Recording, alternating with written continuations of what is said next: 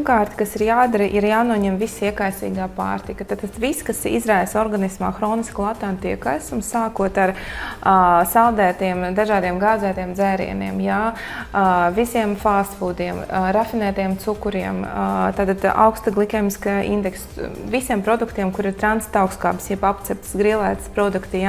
Tas viss ir momentāni jāizslēdz pēc iespējas, jo tas var ietekmēt tik tiešām gan hormonālo stāvokli, gan arī sarežģītību, cik ļoti intensīvs būs PMS.